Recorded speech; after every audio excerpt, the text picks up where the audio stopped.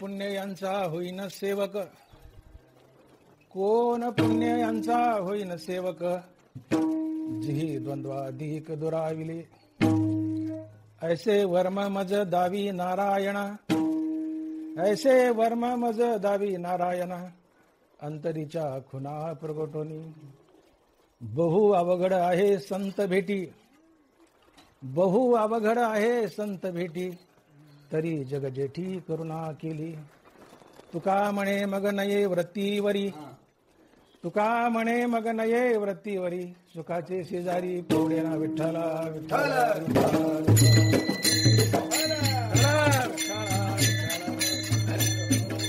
फक्त हार झाला.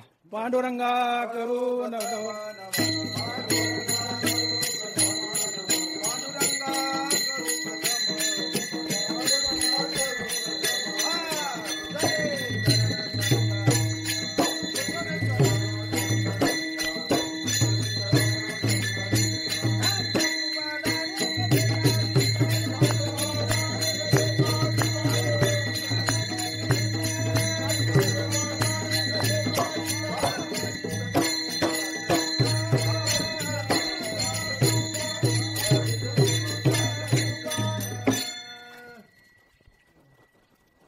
नमो सुभाव भजन भाजना, भवे भकुंभ भंजना, विश्वोद्भव भुवना, श्री गुरुराया. तुमचा अनुग्रह गणेशू, जयदे आपुला सवरसू, ते सारस्वतही प्रवेशू, बाळकाही अथी. आपुल्या स्नेहाची वागेश्वरी, जय मुकिया ते अंगीकारी, ते वाचस्पती सिकरी, प्रबंधू होडा. चंदनाते कायसेनी चर्चावे, अमृते किवते रांधावे, गगनावरी उभवावे घडे केवी. प्राज्ञेचे न्याथिलेपणे, श्रीगुरु सामर्थ्या रूप करू म्हणे, तरी ते मोतिया भिंग देणे ऐसे होईल. 15.5 रजतवनी, ऐसी स्तुतीची बोलणी, उगाच माथा ठिविजे चरणी, हे चिवले विठ्ठल.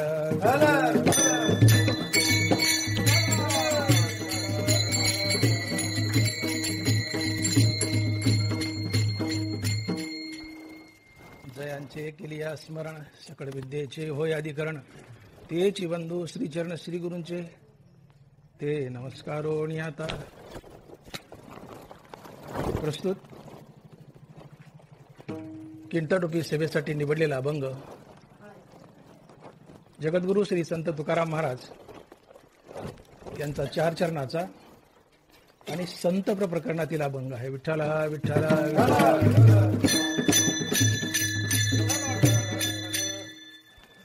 कोण पुण्य यांचा होईन सेवक, कोण पुण्य यांचा होईन सेवक, जिही द्वंद्वाधिक दुरावली, ऐसे वर्म मज दावी नारायण, अंतरीच्या खुना प्रगोटोनी, विठ्ठला विठ्ठला.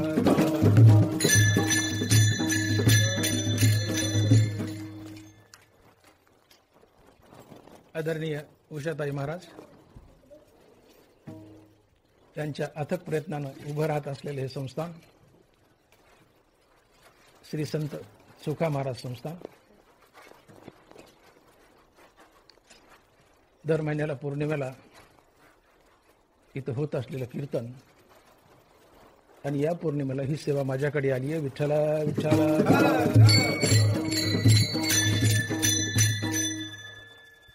आज कीर्तनाला मोजकीच माणसं आहेत, पण संजीवनीच्या मुळे आहेत. जरी परमाणू एवढे संजीवन मूळ जोडे, तरी बहु काय गाडी भरणे येर. अरे बाबळीच्या गाडीवर मुळे आहेत, काय कामाचे आहेत. गिन्यान गेलेले श्रोते बाबळीच्या मुळे आहेत, नाही येत नसू द्या, गरज नाही. बाबळीच्या मुळे आहेत, सरपणाच्या जाळाच्या कामाच्या आहेत. आपण सगळे संजीवनीच्या मुळे आहात. मेलेल्याला जीवदान देतात. बस झाले मला एवढे. जरी परमाणू एवढे संजीवन मूळ जोडे, तरी बहुकाळ गाडे भरणे. आणि त्या संजीवनीमध्ये नंबर 1ची संजीवनी माझे मित्र, माझे गुरु परशुरामजी महाराडे, आमचे दराडे उत्तमरावांना, कुशाबाई महाराज, शिराजी महाराज, माझा बालमित्र नारायण, पंचाळ महाराज, आपण सर्व बाबासाहेब वगैरे, आमचे पाटील कुंडलिक महाराज, आमचे पांडुरंग भाऊ, कट्टू भाऊ, आपल्या सर्व श्रोत्याच्या चरणाला वंदन करून मी सेवेला आरंभ करतो. विठ्ठला.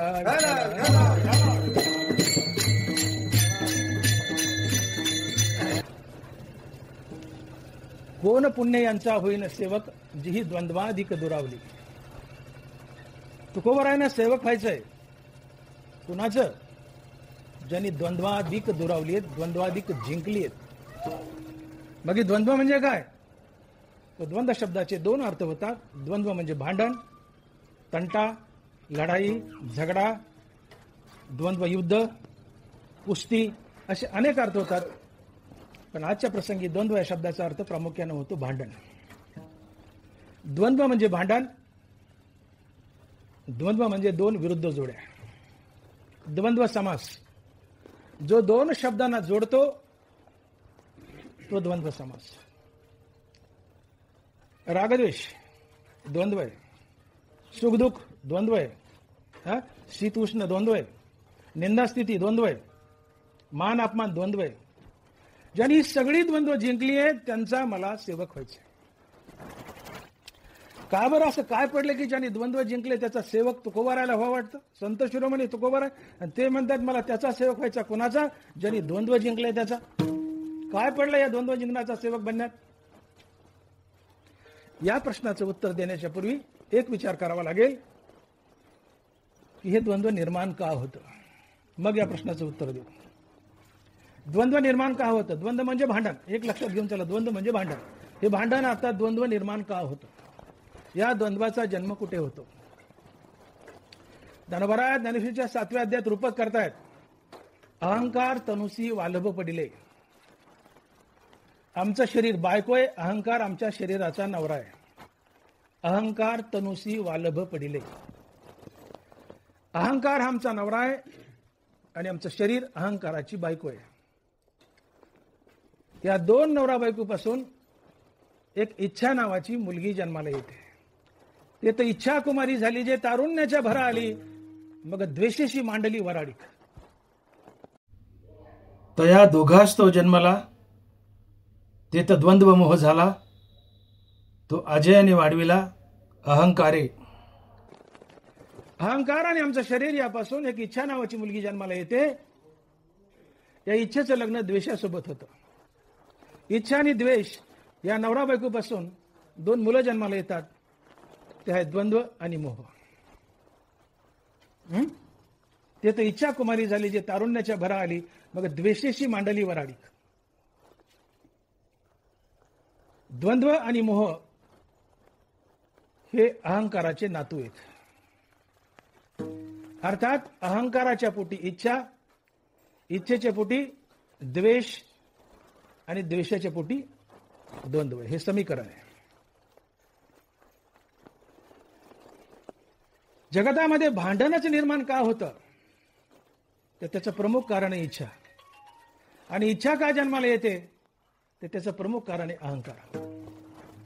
म्हणून अहंकाराच्या पोटी इच्छा आणि इच्छेच्या पोटी द्वंद्व आहे. द्वंद्व म्हणजे भांडण. इच्छा अनेक प्रकारच्या असतात. प्रामुख्यानं ज्ञानेंद्रियाच्या विषयभोगाची इच्छा ही प्रमुख आहे, प्राधान्य आहे, प्रधान आहे. ज्ञानेंद्रियाच्या विषयभोगाच्या इच्छेला काम म्हणतात आणि हा काम म्हणजेच इच्छा. ज्याला ज्ञानेंद्रियाचे विषय भोगावेसे वाटतात त्याला इच्छा म्हणतात. ज्ञानेंद्रियाच्या विषय भोगाची इच्छा म्हणजे काम आणि हा काम म्हणजेच इच्छा. एकूण 5 ज्ञानेंद्रिय आहेत. कान, नाक, डोळा, जीभ आणि त्वचा. प्रत्येक ज्ञानेंद्रियाचा आपापला एक स्वतंत्र विषय आहे. शब्द कानाचा विषय, रूप डोळ्याचा विषय, गंध नाकाचा विषय, चव जिभेचा विषय, स्पर्श त्वचेचा विषय. उदाहरण म्हणून कान सांगतो, पुढे चालू, वेळ कमी, फक्त कान सांगतो आणि पुढे जातो. कान ज्ञानेंद्रिय. शब्द कानाचा विषय. शब्द दोन प्रकारचे, निंदा आणि स्तुती. देखे शब्दाची व्याप्ती निंदा आणि स्तुती, ते तर द्वेषादेश उपजती श्रवणाद्वारे. ज्ञानोबा आहे. देखे शब्दाची व्याप्ती निंदा आणि स्तुती, ते तर द्वेष उपजती श्रवणाद्वारे. कान ज्ञानेंद्रिय, शब्द कानाचा विषय. शब्द दोन प्रकारचे, एक स्तुतीपर, एक निंदापर. स्तुतीपर शब्द कानाच्या आवडीचा विषय, निंदापर शब्द कानाच्या नावडीचा विषय. या ज्ञानेंद्रियाच्या विषयभोगातून द्वंद्व कसं निर्माण होतं. नारायण आमचा लहानपणीचा मित्र आहे, माझा गाववाला आहे. आता नारायणने खूप सुंदर चाल गायली. नारायणचा आवाज खरोखरच सुंदर आहे. मी उदाहरण सांगायला ते तारीफ करत नाही, दृष्टांत द्यायला मी नारायणला पुढे करून दृष्टांत द्यायला मी. कीर्तन संपल्यावर तुमच्यापैकी कुणीतरी आला आणि म्हटले, नारायण वा वा वा वा वा वा, काय चाल गायली यार, काय तुझा आवाज आहे, काय तुझा आवाज आहे, अशी तोंड भरून स्तुती केली नारायणची. नारायण फुगेल नाही, फुटेल. माणसाला स्तुती इतकी प्रिय आहे की मेलेला मनुष्य उठून बसेल, स्तुती ऐकेल आणि पुन्हा मरेल. त्यातली अतिशयोक्ती सोडा, पण वास्तव आहे माणसाला इतकी स्तुती प्रिय आहे की मेलेला मनुष्य उठेल, स्तुती ऐकेल आणि मरेल. नारायणची कोणी स्तुती केली, नारायण काय तुझा आवाज आहे, काय चाल गोतारे नारायण फुटेल. आणि ज्यांनी नारायणची स्तुती केली, तात्काळ नारायणच्या मनात त्या व्यक्तीबद्दल राग निर्माण होईल. राग म्हणजे प्रेम, प्रीती, भांडणातला राग नाही, रागद्वेष. ज्यांनी नारायणची स्तुती केली, नारायणला त्या माणसाबद्दल तात्काळ राग, प्रीती, प्रेम निर्माण होईल. नारायण लगेच त्याच्या गळ्यात हात टाकेल. कुठले आपण? इथले शेजारगावचे. काय करता शेती, किती झाला कापूस, 100 क्विंटल. नारायण त्याला हॉटेलमध्ये नेऊन चहा पाजील. नारायण सत्कर्म करेल. नारायण त्याच्यावर परोपकार करेल. आणि पुण्य परोपकारा पाप ते परपीडा. परोपकारातून पुण्य जन्माला येत. नारायणनं काय केलंय? नारायणची स्तुती केली. नारायणनी स्तुती त्याच्या कानानं भोगली. ज्यांनी स्तुती केली त्याच्याबद्दल राग, प्रीती, प्रेम. नारायण त्याच्यासोबत सदवर्तन करतो, त्याच्यावर परोपकार करतो. परोपकारातून पुण्य जन्माला येतं. पुण्य परोपकारा पाप ते परपीडा. आता एखादं उपटसोळ असतं, कोणी फुलाच्या माळा घालतं, कोणी खेटराच्या माळा घालतं. एखादं उपटसोळ येईल, नारायण काय तुझा आवाज यार धडा ना गोडाचा, तुला काय जय जयनान, काय तुझा आवाज काही धड नाही, तुझी चाल काही धड झाली नाही. नारायणची निंदा केली. आत हृदयात अहंकार सुप्त अवस्थेत दडलेला असतो, तो आतून डुसणी मारतो. नारायण भाग, तुझी निंदा केली. हा अहंकार नारायणच्या कानाला ही निंदा भोगायला लावेल. ज्यांनी निंदा केली, तात्काळ नारायणच्या मनात त्याच्याबद्दल द्वेष, द्वेषातून क्रोध, क्रोधातून द्वंद्व, ढिशिम, क्रोधातून द्वंद्व, भांडण, भांडणातून परपीडा, परपीडेतून पाप. पुण्य परोपकारा पाप ते परपीडा. कानाच्या विषयातून पुण्य आणि पाप जन्माला आलं. आणि मुंगीच्या पायीत काही पुण्य पाप तुमच्या जन्मात शिल्लक असेल तर तुम्हाला पुन्हा पुन्हा संसारात जन्म घ्यावेच लागतात. अघा कर्मे जेवरावे तैतीही सुखदुखी फळावे आणि तया ते भोगावा यावे देह. बरोबर आहे. मुंगीच्या पायीत का पाप पुण्य जीवनात शिल्लक असेल तर ते भोगण्यासाठी पुन्हा पुन्हा जन्म धरावे लागतात, संसारात अडकावं लागतं. मला सांगा, तुम्हाला संसारात कुणी बांधलं? पुण्यपाप. पुण्यपाप कशामुळं? रागद्वेष. रागद्वेष कोणामुळं? ज्ञानेंद्रियाचे विषय भोग. आणि ज्ञानेंद्रियाचा विषय कुणी भोगायला लावला? अहंकाराने. लिंक समजून घ्या. अहंकाराने ज्ञानेंद्रियाचे विषय भोग भोगायला लावले. त्यातून रागद्वेष, रागद्वेषातून पुण्यपाप, पुण्यपापातून संसार बंधन. आता याला आपण थोडं वेगळं मांडू. अहंकारातून ज्ञानेंद्रियाचे विषय भोगले, प्रामुख्याने निंदा भोगली. निंदेतून द्वेष, द्वेषातून क्रोध, क्रोधातून द्वंद्व, द्वंद्वातून भांडण, भांडणातून पाप, पापातून संसार बंधन, नरकवास. आजच्या प्रसंगी तुम्हाला संसारात कुणी बांधलं? द्वंद्वानं बांधलं. जिथं द्वंद्व आहे तिथं पाप आहे, जिथं भांडण आहे तिथं पाप आहे, आणि जिथं द्वंद्व नाही, भांडण नाही, तिथून पाप निघून गेलं असतं. आणि ज्या दिवशी तुमचं जीवन पाप पुण्यरहित होईल त्या दिवशी श्रीगुरु तुम्हाला शोधतील, अहं ब्रह्मास्मी या महावाक्याचं श्रवण करेल आणि तुम्हाला मुक्त करेल. आणि म्हणून नाथ महाराज मोक्षाची व्याख्या करतायत की सुकृत दुष्कृत समान समी, तेची पाविजे मनुष्यभूमी, जे पडे विषमी ते स्वर्गग्रामी का नरके. सुकृत दुष्कृत समान समी. तुमच्या पदरी गडगंज पुण्य आहे, नगभर पाप आहे, तुम्ही स्वर्गाला जाल. तुमच्या पदरी गडगंज पाप आहे, नगभर पुण्य आहे, तुम्ही नरकाला जाल. तुमच्या पदरी पाप पुण्य समान आहे, तुम्ही पुन्हा मनुष्य व्हाल. तुमच्या पदरी पाप पुण्य शिल्लक नाही, तुम्ही मुक्त व्हाल. आणि म्हणून परमार्थाची खरीखुरी व्याख्या जर काय ठरत असेल तर जीवन पाप पुण्यरहित करण्यासाठी आयुष्यभर केलेली रामनामाची साधना म्हणजेच परमार्थ. आणि म्हणून तुकोबाराय बोले, तुका म्हणे आम्ही झालो अग्निरूप, तुका म्हणे आम्ही झालो अग्निरूप, निधी लागो. महाराज म्हणतात मी माझ्या अंगाला पाप तर लागू दिलं नाही, पण पुण्य हे लागू दिलं नाही का. पाप मला नरकाला नेलं असतं, पुण्याने स्वर्गाला नेलं असतं. भोग दोन्हीचा द्यावा लागतो. पाप पुण्य भोगून झालं की मृत्यू लोकात येऊन पडावं लागतं. तया पुण्याची पावटी सरे, सभेची इंद्रपणाची उटी उतरे, आणि येऊ लागती माघारे. तुका म्हणे जाती, तुका म्हणे जाती पुण्यक्षय अधोगती, तया पुण्याची पावटी सरे. हा, पाप जसा मळ आहे तसं पुण्य सुद्धा एक मळ आहे. तुम्ही पदरी पाप पुण्य बांधलं, पुण्य स्वर्गाला नेईल, पाप नरकाला नेईल. भोग दोन्हीचा द्यावा लागेल. भोगून झालं की पुन्हा मृत्यू लोकात येऊन पडावं लागेल, किडामुंगी बनावं लागेल. प्रभू रामचंद्र आणि भैया लक्ष्मण विश्वामित्रासोबत वनात बसलेत. दुपारची वेळ, राक्षस मारायला नेले त्या दोन भावांना, विश्वामित्रांना. दुपारची वेळ, सावलीला बसलेत. गुरु विश्वामित्र हसले. रामचंद्र म्हणतात, गुरुवर का हसलात? म्हणजे वत्सराम, तो चाललेला मुंगळा पाहिलास का? दोन मुंगळे होते, एका मुंगळ्याच्या पाठीवर दुसरा मुंगळा बसला होता. म्हणजे ते चाललेला मुंगळा पाहिलास का? म्हणजे हो गुरुवर.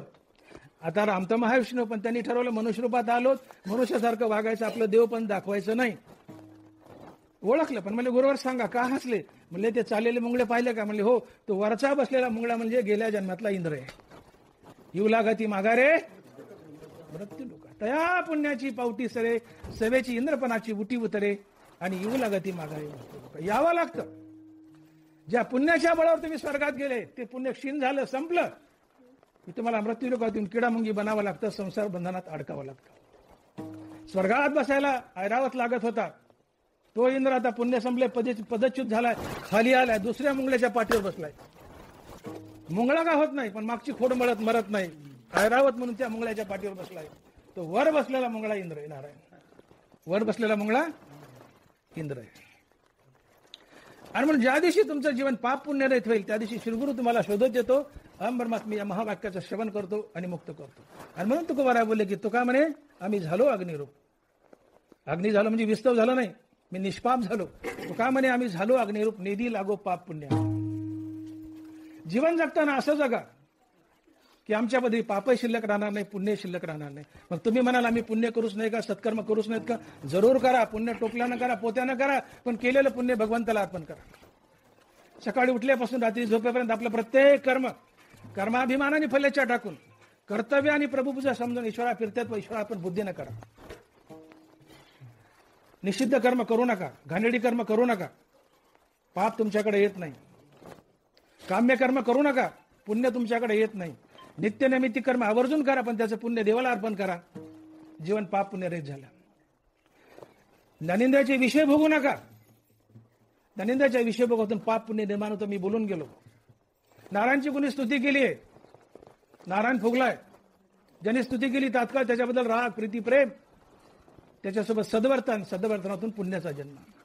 नारायणची कोणी निंदा केली, ज्यांनी निंदा केली त्याच्याबद्दल द्वेष, द्वेषातून क्रोध, क्रोधातून द्वंद्व, मारामारी, डिशम, त्यातून पापाचा जन्म. आणि पुण्य आणि पाप म्हणलं की ते फेडावंच लागतं, भोगावंच लागतं, पुन्हा पुन्हा जन्म धरावेच लागतात. आगा कर्मे जीवरावे ते तीही सुखदुःखी पडावे, आणि तया ते भोगावया यावे देहाले कथनानोबर आहे. आणि म्हणून पाप पुण्य जर कशाने निर्माण होत असेल, आपल्या कर्मातून, बऱ्या वाईट कर्मातून आणि ज्ञानेंद्रियाच्या विषय भोगातून. आजचा मुख्य विषय आपला ज्ञानेंद्रियाचा विषय भोग आहे. ज्ञानेंद्रियाच्या विषय भोगातून द्वंद्व निर्माण होतं. तुमची कोणी निंदा केली, वाईट बोलले, घाणघाण बोलले, तुमच्या कुच्च्या केल्यात, कानाला निंदापर शब्द आवडत नाही. आत अहंकार सुप्त अवस्थेत दडलेला असतो, हृदयात तो आतून डुसणी मारतो, म्हणतो बघ त्यांनी तुझी निंदा केली, आणि तुमच्या कानाला निंदापर शब्द भोगायला होता. तुमचे कान निंदा भोगतात. ज्यांनी निंदा केली त्याच्याबद्दल द्वेष, द्वेषातून क्रोध, क्रोधातून द्वंद्व अर्थात भांडण, भांडणातून पाप, पापातून संसार बंधन, नरकवास. फक्त ज्ञानेंद्राचे विषय भोगतात. जे ज्ञानेंद्राचे विषय भोगतात त्यांच्या जीवनात द्वंद्व आहे, भांडण आहे, पाप आहे, संसार बंधन आहे. पण ज्यांनी द्वंद्व जिंकलंय, ज्यांनी द्वंद्व जिंकलंय त्याच्या जीवनात पापाची निर्मिती नाही. निर्माण झालेलं पुण्य देवाला दिलंय, पापाची निर्मिती नाही. जीवन पाप पुण्यरहित झालंय. ज्या दिवशी जीवन पाप पुण्यरहित होतं सद्गुरू शोधत देतो. अहम ब्रह्मास्मी महावाक्याचं श्रवण करतो आणि तुम्हाला मुक्त करतो. आणि मग द्वंद्व जिंका, भांडण जिंका. हा, हे द्वंद्व जिंकण्यासाठी तुम्हाला अहंकार जिंकावा लागतो. द्वंद्व कुणामुळे? अहंकारामुळे. ज्ञानेंद्राचा विषय भोग, त्यातून रागद्वेष, त्यातून द्वंद्व, त्यातून पाप आणि त्यातून संसार बंधन आहे. सगळ्याच्या मुळाशी अहंकार दडलाय. हे जगतच कशावर उभं आहे? अहंकाराच्या मुळावर. जगात जेवढे विकार आहेत ते सगळे अहंकाराच्या पोटी जन्म घेतात आणि अहंकार यांचं पालन पोषण करतो. आणि अहंकारामुळं आणि या विकारामुळे पाप जन्माला येतं. मग जगातून अहंकारच निघून गेला तर जगात पापच निर्माण व्हायचं नाही, संसार बंद पडेल. जोपर्यंत जगात अहंकार जिवंत आहे तोपर्यंत संसार चालेल. अहंकार जगातून गेला संसार बंद पडेल. का तर जगातील प्रत्येक विकार अहंकाराच्या पोटी जन्म घेतो. विकारामुळे पाप, पापामुळे संसार बंद. पण अहंकारच गेला, विकार गेले, विकार गेले, पाप गेले, पाप गेले, संसार बंधन गेलं. केलेलं पुण्य तर देवाला द्यायलेत, पण पापाचं काय? तुम्हाला संसारात बांधते कोणतं? पाप बांधते. कुणामुळं? अहंकारामुळं. अहंकारामुळं ज्ञानेंद्राचा विषय भोग, त्यातून द्वेष, द्वेषातून क्रोध, क्रोधातून द्वंद्व, द्वंद्वातून भांडण, भांडणातून पाप, पापातून संसार बंधन. मग ज्यांनी द्वंद्व जिंकलंय, ज्यांनी भांडण जिंकलंय, त्यांनी संसार जिंकला. आणि ज्यांनी भांडण जिंकलंय, द्वंद्व जिंकलंय, त्याचं संसार बंधन गेलंय आणि तो संत असतो. तो संत असतो. तुकोबारायला काठीने मारलंय मंबाजीने. तुकोबारा संध्याकाळी तेलाची वाटी घेतात आणि मंबाजीकडे जातात. मंबाजी बाहेर या. मंबाजी आतून म्हणतो, का तुकोबा पोट भरलं नाही का? झोड पिले ना दुपारास, आता कशाला आले? अजून खायचा का मार? म्हणले हो मंबाजी खायचा, या. मंबाजी आला. अहो तुकोबराय म्हणले, नाही मनाची जनाची तरी धरा, दुपारी झोपटेले म्हणले तुम्हाला मी काठीने, तुम्ही कशाला आले? अजून खायचा का मार? म्हणले खायचा महाराज. कसा? म्हणले तुम्ही मला मारले, तुमचे हात दुखले असतील, मी तेल आणलंय, तेलाने तुमचं हात चोळून देतो. कीर्तन संपल्या मी तुमच्या सगळ्याच्या तोंडात एक झापड मारतो. कोणापासून सुरू करू? तुमच्यापासून. उषाबाईपासून पहिली सुरुवात. तुम्हाला दोन हाणतो. कीर्तन संपल्या मी सगळ्याच्या तोंडात, बोलू नका. कीर्तन संपल्यावर सगळ्याच्या तोंडात एक झापड मारतो. तुम्ही मला घरी नेताल, चहा पाचताल, बुंदी खाऊ घालताल, माझ्या गाडीपाशी येताल, वाटं लावताल. महाराज येत जा नेहमी नेहमी डॉक्टर मोठे साहेबांना असंच झापडा मारी जा.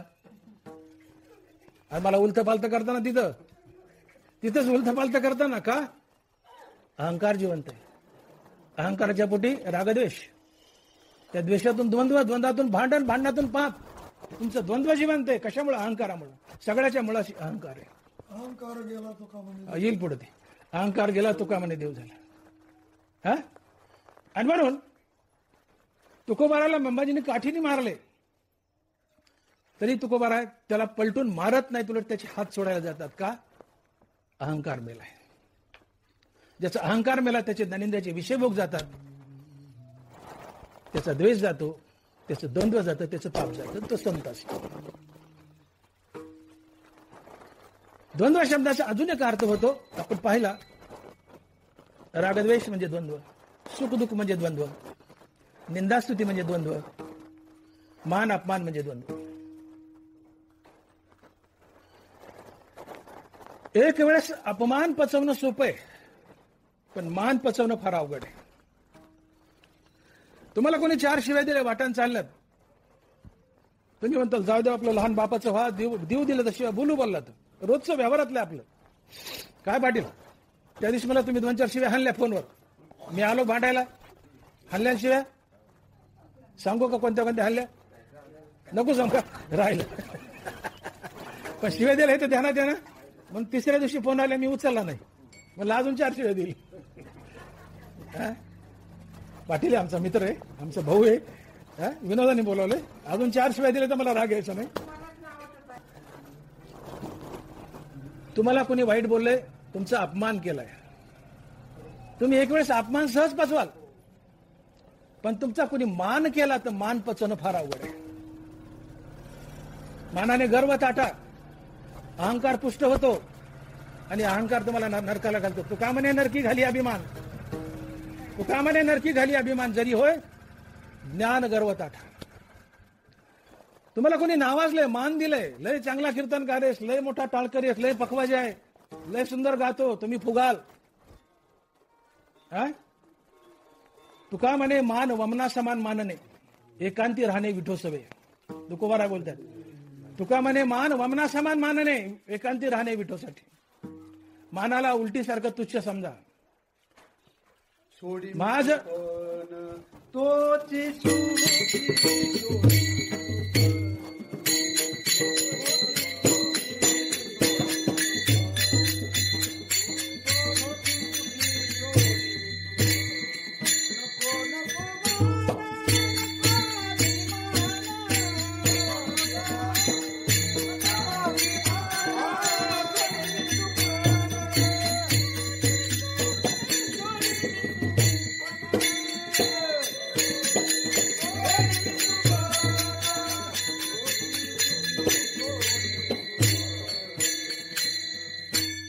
नको नको मान नको अभिमान, सोडी मी तू पण तुझी सुखीनाथ महाराज. मान नको. अपमान पचवणं सोपं आहे, मान पचवणं अवघड आहे. निंदा पचवणं सोपं आहे, स्तुती पचवणं अवघड आहे. बोलू नका रे, मोबाईल बंद करा. तुम्हाला स्तुतीने आनंद झाला, निंदेने दुःख होणारच. स्तुतीने आनंद नका, निंदेने दुःख होणार नाही. मानाने आनंद झाला, अपमानाने दुःख होणारच. मानाने आनंद नका, अपमानाने दुःख होणार नाही. उदबत्तीच्या वासाने आनंद झाला, पादलेल्या वासाने दुःख होणारच, होणारच. उदबत्तीच्या वासाने आनंद नका, पादलेल्या वासाने दुःख होत नाही. हे ननिंदाचे विषय. गुलाबजामुन खाला, आनंद झाला, कडू कारलं खाल्लं, दुःख होणारच. गुलाबजामुन आनंद नका, कडू कारल्याने दुःख होणार नाही. मृदुस्पर्शाने आनंद झाला, चापट मारल्या दुःख होणारच. मृदुस्पर्शाने आनंद नका, चापट मारल्यावर दुःख होणार नाही. हे ज्ञानेंद्रियाचे विषय टाका. पठाण विशीत बसलाय, नाथ महाराज गंगा स्नान करून आले, तोंडात पाण्यात खाऊन थुका जमा केलाय. नाथ विशीत आले, पचकन थुकला नाथांच्या अंगावर. नाथानं ब्रशब्दही बोलला नाही, नाथ माघारी गेले. पुन्हा गंगा स्नान, पुन्हा परत. तो पण पठाण पान चावून थुका जमा करून तयार होता, पुन्हा आला, पचकन थुकला. मराठे सरचा एक आवडता डायलॉग आहे, माणसाला जर भावकी जास्त असेल तर त्याला जाळायला लाकडं लागत नाहीत, भावकीच जाळते त्याला. मराठे सरचा डायलॉग आहे. माणसाला जर भावकी जास्त असेल, भाऊ पाटील, माणसाला जर भावकी जास्त असेल तर त्याला जाळायला लाकडं लागत नाहीत, मेलो ती भावकीच जाळते. भावकीचे टोमनेच जाळतात. नाथाच्या मुळा नाथाची भावकी सुटली होती. नाथ स्नानाला गेले की भावकीतला एखादा माणूस येऊन पान द्या पटांना, का त्याच्या घरी का झाड होतं का, हे पान आणून द्यायचे. चाव आला नाथ की थुक म्हणायचे. 108 वेळा घडलं, 108 वेळा. नुसतं थुकू नाही तर घाण घाण बोलावं, निंदा करावी. नाथानं शब्द बोलू नये, माघारी जाऊ, पुन्हा गंगा स्नान करावं, माघारी यावं. 108 वेळा घडलं. का? अहंकार मेला होता. नाथांना अत्तर लावल्याने आनंद होत नव्हता, म्हणून अंगावर थुकल्याने दुःख होत. अत्तर लावण्याने आनंद झाला, थुकल्याने दुःख होणार, ठोकापिटीच होणार, भांडणच होणार, द्वंद्वच होणार, त्यातून पाप आणि संसार बंधनच होणार. म्हणून अत्तर लावल्याने आनंद मानू नका, थुंकल्याने दुःख होणार नाही. नाथाला स्तुती केल्याने आनंद होत नव्हता, म्हणून नाथाची निंदा केल्याने नाथाला दुःख होत नाही.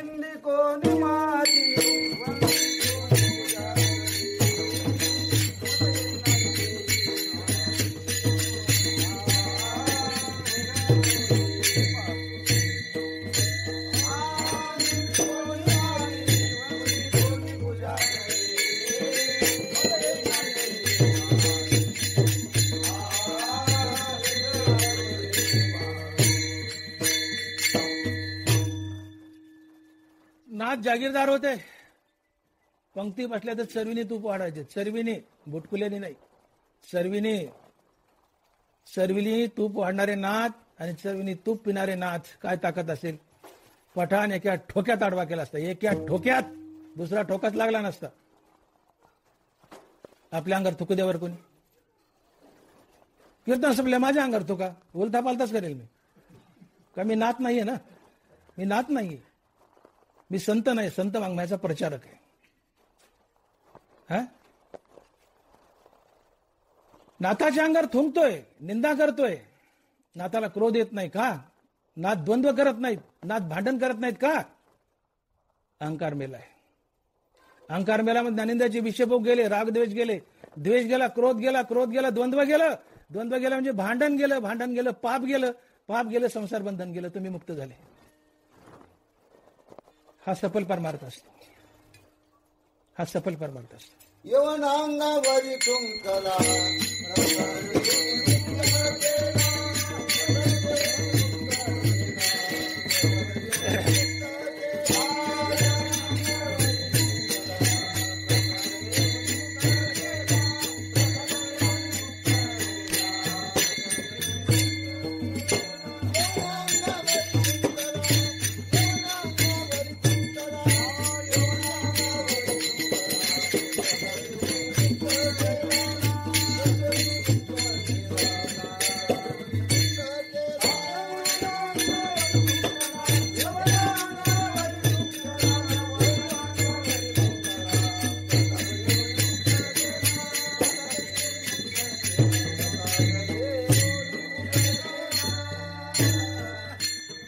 अंगावरी थुंकला प्रसाद देवनी मुक्त केला अपकार करणाऱ्यावर उपकार करतो तो संत असतो या चरणातून हा बोध घ्या अपकार करणाऱ्यावर उपकार करतो तो संत असतो पठाण अंगावर थुंकतोय अपकार करतोय घाणघाण बोलतोय नाथांना अपकार करतोय पण नाथ महाराज प्रसाद देऊन त्याला संत बनवतात अपकार करणाऱ्यावर उपकार करतो तो संत असतो विसोबा खेचराने झोळी फाडली ज्ञानोबारायाची झोळीतलं अन्न सांडवलं बरं शब्द नाही तोंडातून अहंकार मेलाय ज्ञानोबारायाचा गुपचूप निघून जावं घाणघाण बोलावं संन्यासीची पोरं काही घाणघाण बोलावं विसोबाने जीवन नकोसं केलं ज्ञानोबाराने शब्द बोलू नये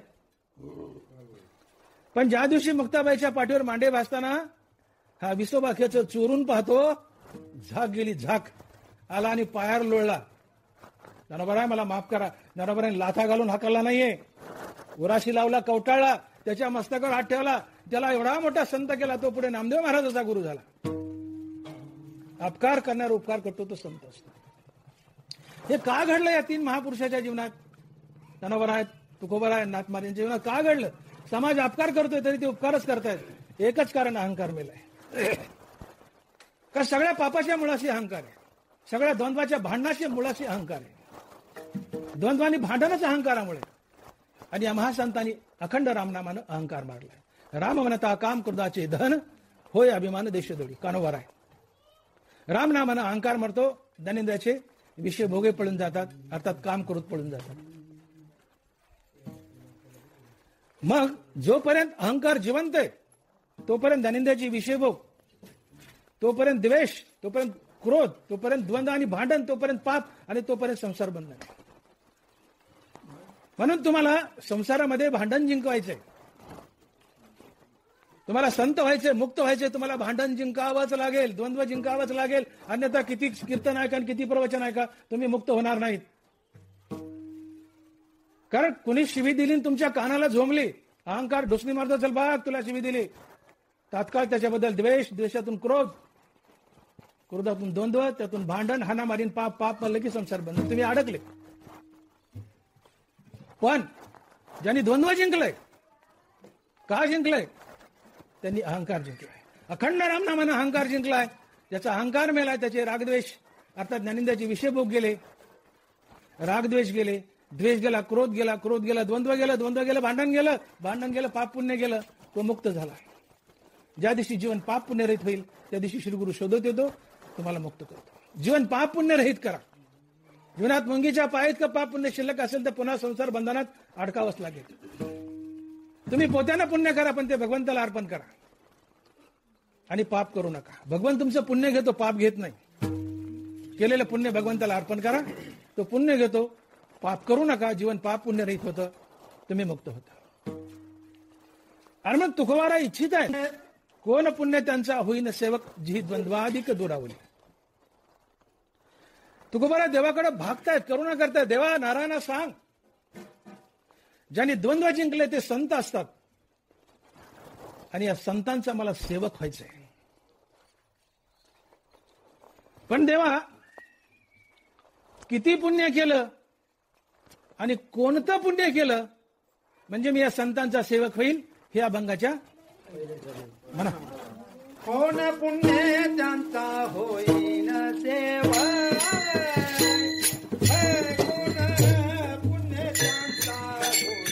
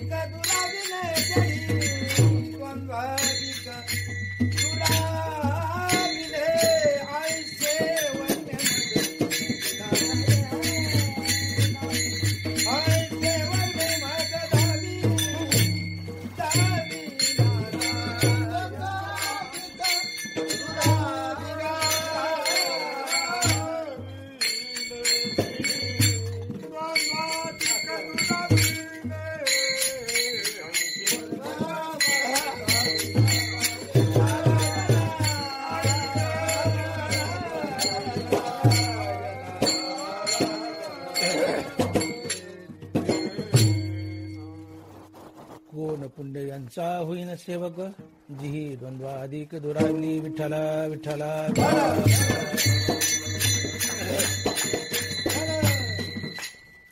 देवा नारायणा,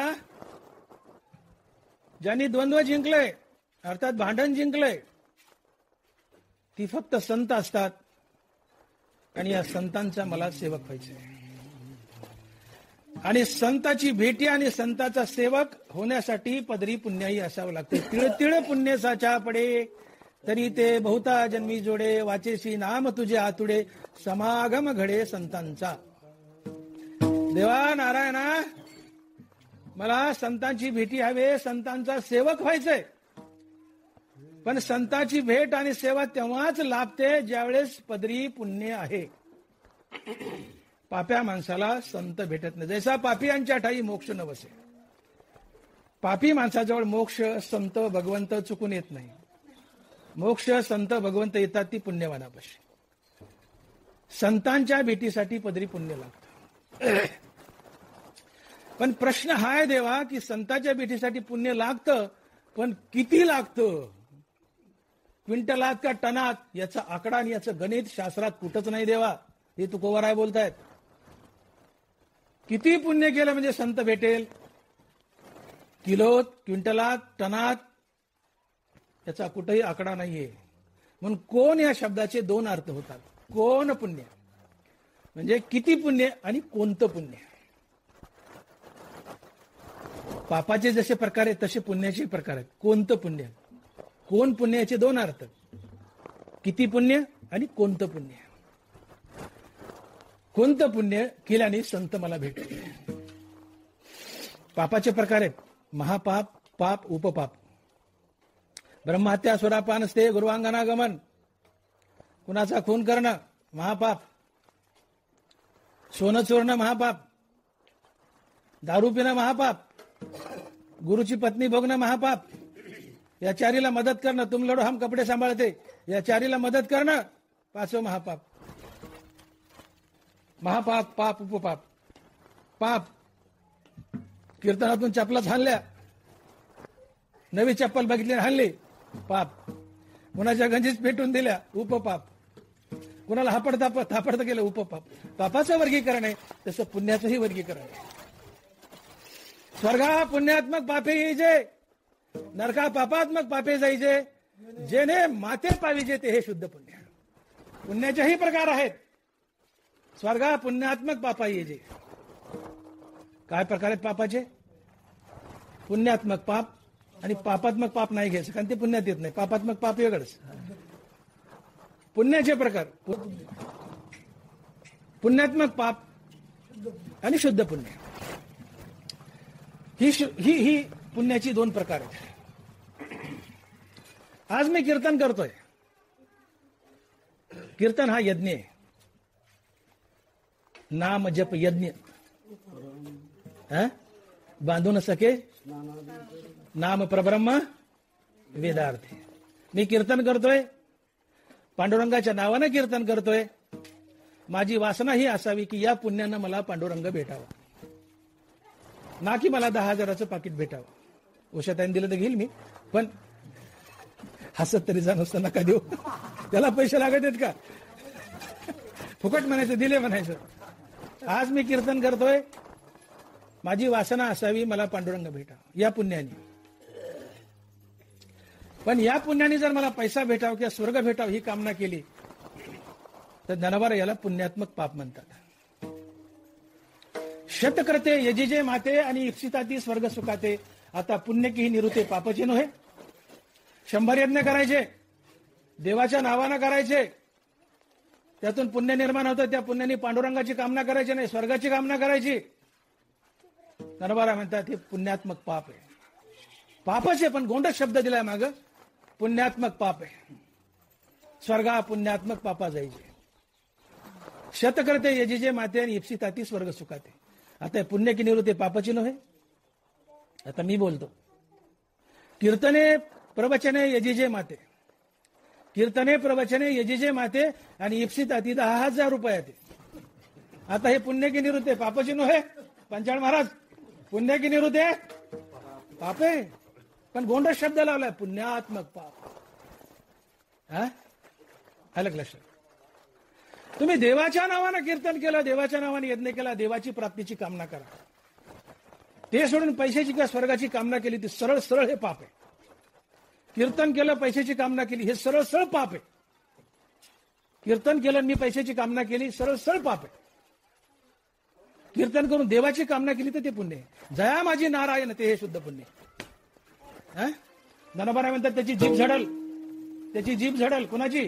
कीर्तन करतोय, पुण्य मिळवतोय देवाच्या नावानं, आणि त्या पुण्याने पैशाची इच्छा करतोय, याला कोणी पुण्य म्हणत त्याची जीभ झडल म्हणले. आणि मदची माझी असता जेणे मी दूर होय पंडू सुद्धा त्या पुण्य असे म्हणतात. जीभ न तुटे काय? अरे तुमची जीभ झडल म्हणले, त्याला पुण्य म्हणलं तर कशाला? कीर्तन केलं देवाच्या नावाने, पुण्य मिळवलंय.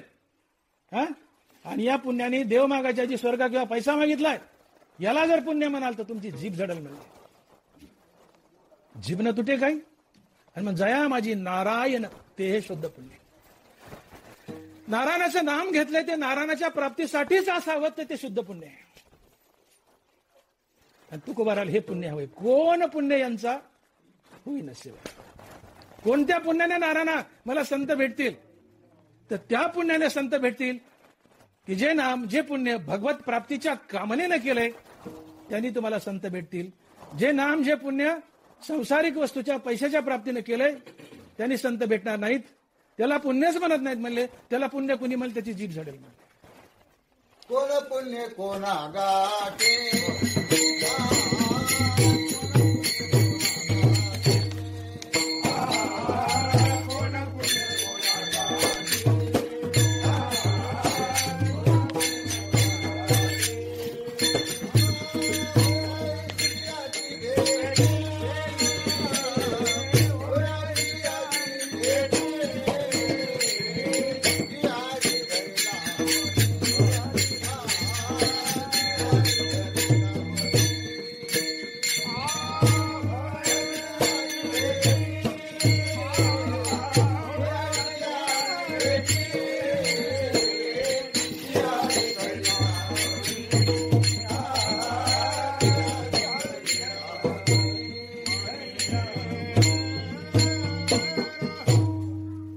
बरोबर आहे. नव्या हातात एक सुंदर रूपक करतायत. की एक भिकारी आहे, ना तरी कल्पतरू तळवटी बैसोनी झोळीये पाडी गाठी, मग तेथून निघे किरीटी की दैन्याची करो. एक भिकारी आहे, ऊन उतरा म्हणून एका झाडाखाली बसलाय, झोळी फाटकी आहे आणि त्या फाटक्या झोळीला गाठी मारतोय.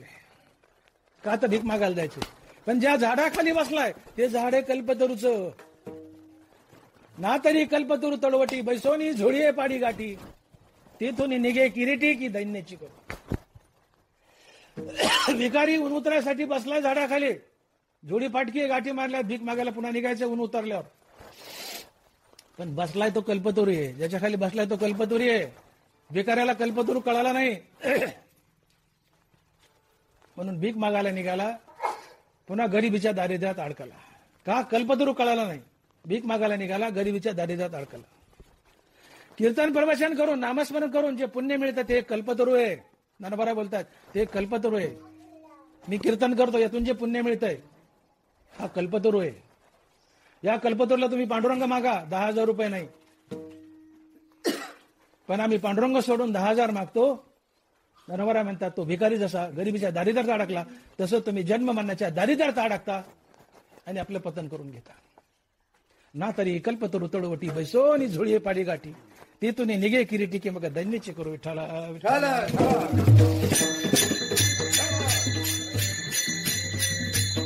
आणि म्हणून कुमारांनी जो शब्द प्रयोग केला की कोण पुण्य, कोण पुण्य, कोणतं पुण्य, याचे दोन अर्थ होतात.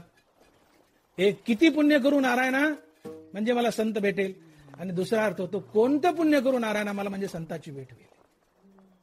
देवा मला कळत नाही, शास्त्रात कुठं वर्णन आलं नाही की इतकं पुण्य केलं म्हणजे संत भेटेल. आता पदरी काही ना काही पुण्य आहेच की आपल्या. माणसात जन्म का मिळालाय? अर्ध पुण्य अर्ध पाप आहे म्हणून माणसात जन्म मिळालाय. देवा हे तर पुरेसं होत नाही, अजून संत भेटले नाही. देवा मी पुण्य करतोय पण किती लागतं रे देवा? क्विंटलात का टनात याचं गणित नाही, कळत नाही. हो, तेव्हा या विठ्ठले कृपा केली. बहुपुण्य केले पण किती केले? ते बहु पण किती? ऐका माझं, असू द्या ना, पण किती करत राहा. केलं पण किती? देवाचा आकडा कळत नाही, त्याचं गणित कळत नाही. आणि मग देवा दोन प्रश्न, कोणतं पुण्य करू? आपण बोलून गेलो की भगवंताचं नामस्मरण, भगवंताचं कीर्तन हे भगवंताच्या प्राप्तीसाठीच असावं. हे शुद्ध पुण्य, या पुण्यानं संत भेटतात. आणि दुसरं, किती पुण्य केलं याचं मोजमाप नाहीये, म्हणून नारायणा किती पुण्य केलं संत भेटतील हे सांगता येत नाही. मग देवा काय आम्हाला संत भेटणारच नाहीत का? म्हणजे मग देवा किती पुण्य केल्यावर संत भेटेल याचं मला वर्म सांग. आणि ते वर्म सांगताना माझ्या शरीरावर, माझ्या अंतकरणात काही खुणा निर्माण कर, म्हणजे मला कळेल की इतकं पुण्य केलं म्हणजे आता संत भेटतील. या अभंगाच्या दुसऱ्या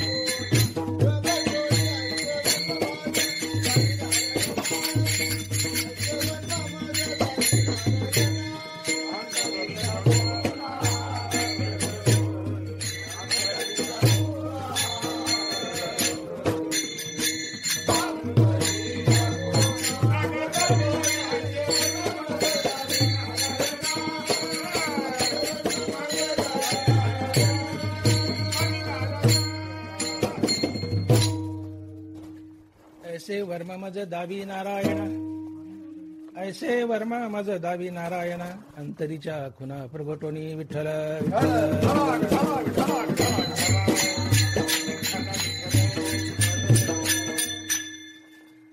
देवा किती पुण्य केलं म्हणजे संत भेटतील, याचं गणित नाहीये, गणित लागत नाहीये.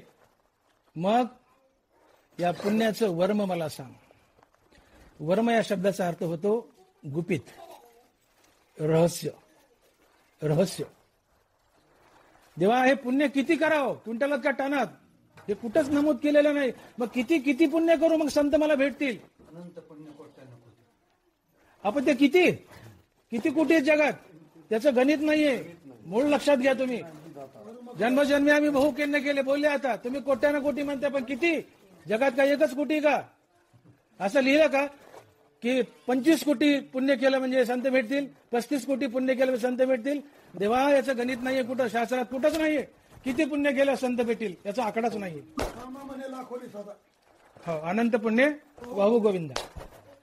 अनंत पुण्य, पण किती अनंत नाही ना. अभंगाचा गाभा लक्षात घ्या. अभंगात तुकोबाराला काय बोलची इकडे लक्ष द्या. चुकीच्या प्रमाणाच्या दिशेने जाऊ नका. तुकोबाराला काय म्हणायचे की देवा किती पुण्य केलं, हा मॅडम बरोबर बोलले, किती पुण्य केलं म्हणजे संत भेटतील याचं गणित नाहीये. करा करा करा पुण्य करा करा करा, पण किती? आता त्याला शेवट काही देवा किती करावं तेव्हा संत भेटतील? आम्हाला आदे आयुष्य संपेल देवा तरी संत भेटायचं नाही. किती पुण्य करावं याचं गणित नाहीये. मग प्रत्येक गोष्टीचं काहीतरी रहस्य असतं. वर्म या शब्दाचा अर्थ होतो रहस्य, गुप्तता. जी गोष्ट कळण्याच्या पलीकडे ती काही खुनानं सांगावी लागते, खुनानं सांगावी लागते. नवरा बायकोचं भांडण झालं, कडक कडक कडक कडा बोट मोडले. या मुडद्याचा संसार वाहू हो परेशान झाले मी, पोरीची म्हातारी झाले, माझ्या अंगावर फुटका मनी नाहीये. कवार रकडू, कवार राबू तुझ्या संसारात, माझ्या अंगावर फुटका मनी नाहीये. नवरा समोर, पोरग समोरून बायको किंवा माय त्या पोराची असे त्या नवऱ्याला शिवाय दिली. आयुष्य गेले रे राबता राबता तुझ्या संसारात, पण माझ्या अंगावर फुटका मनी नाही रे. कडा कडा बोट मोडते. नवरा गप बसला, पोरग गप बसलं. कशामुळे बोट मोडले? फुटका मनीमुळे. मला वाटतं फुटका मनी सगळ्याला माहित असतं, कारण प्रसिद्ध शब्द आहे, त्याचं वर्णन करायची गरज नाही. एक 2-3 महिन्याचा कालावधी गेला, हे भांडण झालं पोरासमोर, बापासमोर, आता नवऱ्यासमोर 2-3 महिन्याचा कालावधी गेला. पुन्हा कालांतर नवरा बायकोचं छोटं भांडण झालं. आणि जे बायको फुगली म्हणता, जे खांडवाकळ घेतली, जे हातरून धरलं, अन्न बंद पाणी बंद, पाटील फक्त ते चालू, अन्न बंद पाणी बंद सगळं, अन्न बंद पाणी बंद सगळं बंद, बरं का, सगळं बंद. आमरण उपोषण. पोरग सांगतोय, बाप सांगतोय, अर्थात नवरा सांगतोय, बाई छ्या कोणाचं मानायला तयार नाही. सगळ्या शेजारणी गोळा झाल्या, तुमच्यासारख्या खंडीवर शेजारणी गोळा झाल्या. अगं सकू, अगं ठोकू, ऐक ना ऐक ना ऐक ना ऐक ना, कशाची सकून ठोकू ऐकायलाच तयार नाही. पोरग पुढं आलं, म्हणजे आई तुझ्या भांडणाचं वर्म तरी सांग ना, रुसण्याचं का रुसली तू, त्याचं रहस्य सांग. वर्म म्हणजे रहस्य, गुपित. हा, अरे आम्हाला काहीच अंदाज लागणार ना, तू का रुसलीस? तुझ्या रुसण्याचं वर्म सांग, गुपित सांग, रहस्य सांग. बाईने नुसता गळ्याभोवती हात फिरला, गळ्याभोवती हात फिरला. पटकन पोराच्या डोक्यात लाईट पडली. अरे 2 महिन्यापूर्वी म्हणली होती फुटका मनी नाही. अगं आई सांग ना, तुझ्या रुसण्याचं गुपित काय, रहस्य काय? बाईने नुसती खून केली, गळ्याभोवती हात फिरला, असा हात फिरला. पोराच्या डोक्यात प्रकाश पडला. 2 महिन्यापूर्वी म्हणली होती माझ्या अंगावर फुटका मनी आहे का? पोरग पळत गेलं सोनारच्या दुकानात आणि एक बोरमाळ आणली. लक्ष्मी हार, पोहे हार, बोरमाळ जे आणलं ते आणलं त्यांनी. आणलं नाही, पुढे धरलं. तटकन उठली की बाई, आणा म्हणली, पाणी पिते, जेवण करते. माझ्या रुसण्याचं वर्म किंवा गुपित किंवा रहस्य हे होतं फुटका मनी, अर्थात सोनं. तुकोबारा म्हणतात, काही खुना सांग देवा, किती पुण्य केलं म्हणजे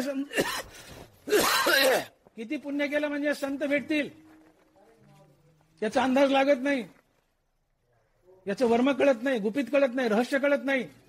मग देवा किती पुण्य केलं याचं वर्म सांग. ते वर्म सांगताना माझ्या अंतकंडात माझ्या शरीरावर काही खुणा प्रगट कर. मग त्या खुणा जर माझ्या अंगावर प्रकट झाल्या तर मी समजून घेईन की मी जे पुण्य केलंय त्या पुण्यामुळे या खुणा प्रकट झाल्यात आणि या खुणा आता संत भेटीसाठी पुरेशा आहेत. मला संत भेटतील. विठ्ठला.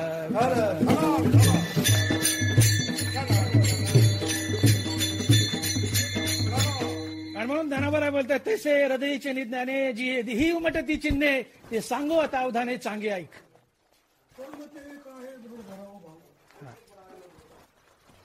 तैसे हृदयीचे निज्ञाने दिही उमटती चिन्हे ते सांगो आता अवधाने चांगे ऐक. ज्ञानाबाई चिन्ह म्हणतात, तुकोबराय खुना म्हणतात. ऐसे वर्म माझं दावी नारायणा अंतरीच्या खुना प्रकट होणे. तुकोबरायांनी खून शब्द वापरलाय, ज्ञानोबरायांनी चिन्ह शब्द वापरलाय. तैसे हृदयीचे निज्ञाने जे दिही उमटती चिन्हे ते सांगो आता अवधाने चांगे ऐक. तुकोबराय म्हणतात किती पुण्य केल्यावर संत भेटतील सांगता येत नाही. मग या पुण्याचं वर्म सांग. देवा नारायणा पुण्याचं रहस्य सांग, गुपित सांग. आणि या पुण्याचं वर्म रहस्य सांगताना माझ्या अंगावर काही खुणा निर्माण कर. त्या बाईने खून केली, गळ्याभोवती हात फिरवला, त्या पोराने ओळखलं फुटकामाने. देवा काही खुणा सांग या पुण्याचं वर्म सांगताना.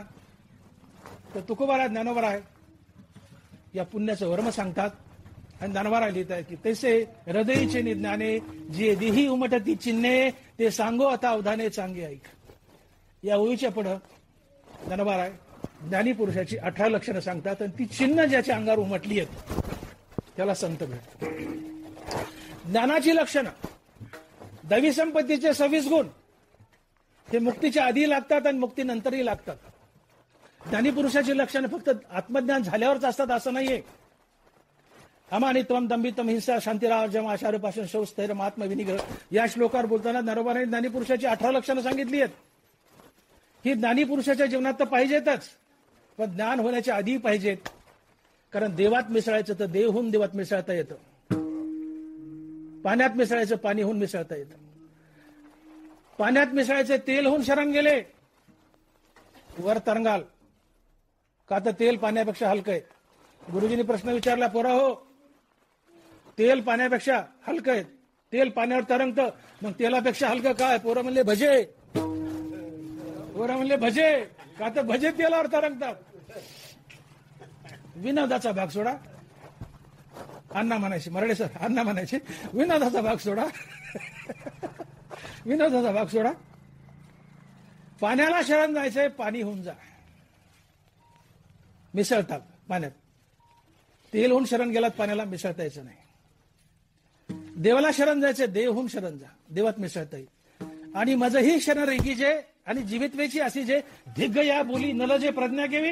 अरे तुमच्या बुद्धीला लाज वाटत नाही का म्हणले ज्ञानोबारांनी, लाज काढली आमची. धिग्ग या बोली नल जे प्रज्ञा केवी. तुमच्या बुद्धीला मनाला काही लाज वाटत नाही का म्हणले. विकाराने बुजबुज झाले आणि देवाला शरण चालले म्हणतात. कसं देवात मिसळता येईल? विकार टाका, अहंकार टाका, काम क्रोध लोभ मद मोह मत्सर जेवढे विकार टाका. शुद्ध बना, निर्विकारी बना. देव निर्विकारी, तुम्ही निर्विकारी बना म्हणजे देव झाले. देवहून देवापुढे उभे राहा, देवात मिसळता येईल. देव होई जे देवाचे संगाती बसाना पाऊल.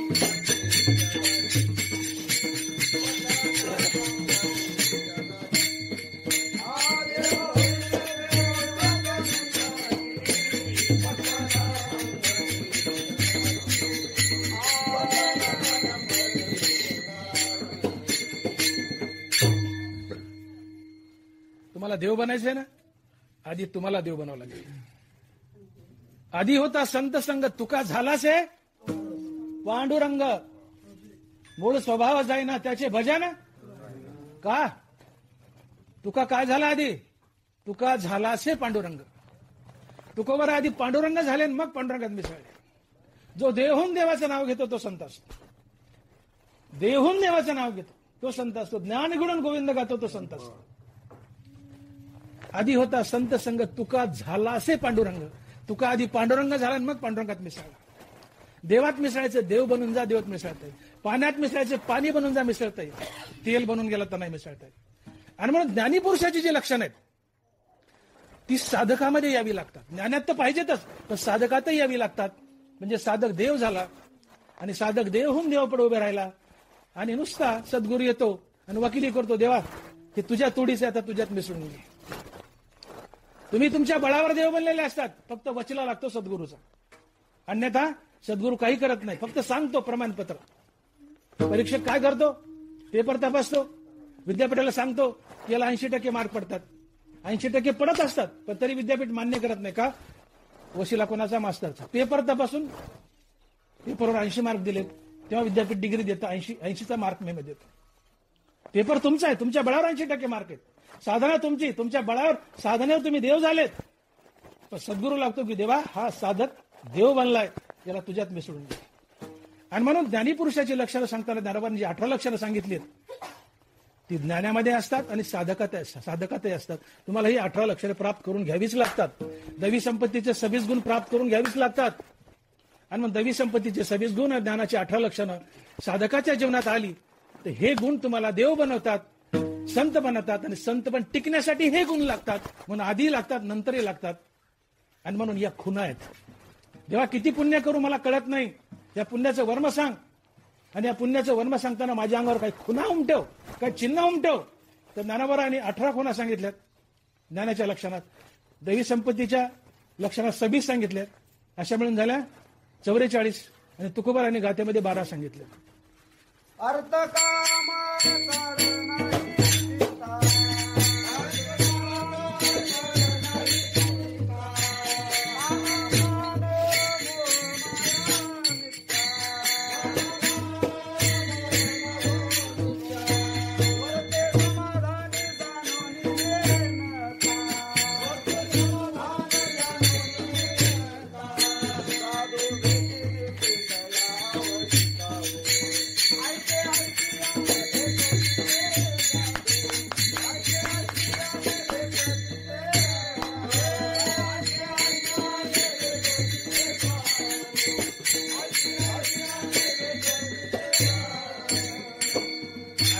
ऐश्याने भेटती ते साधू, ज्याच्या दर्शने तुटे भाऊबंधू.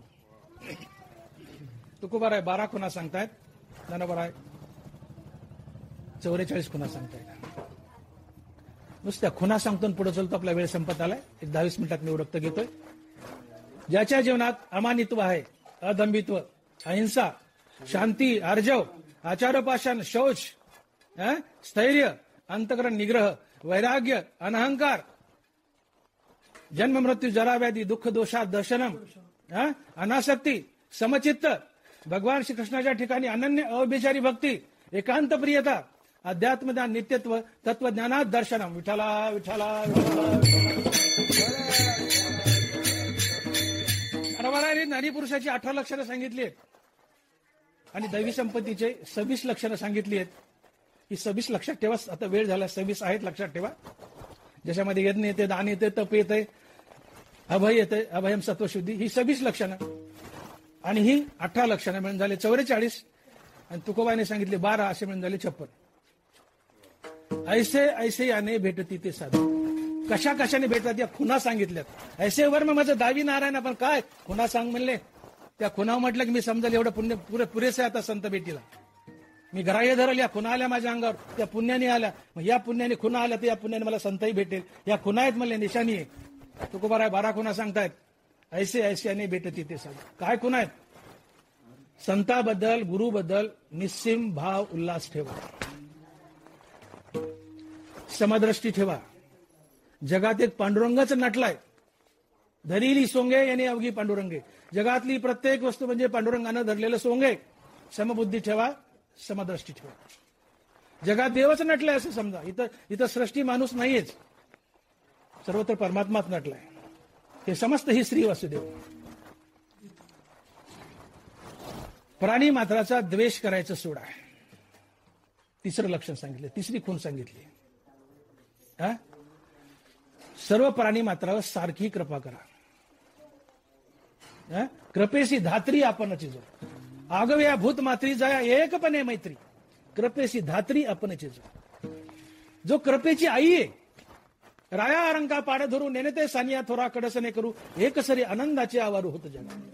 राजा असो, रंका असो, हलका असो, भारी असो, दोघांवर सारखीच कृपा.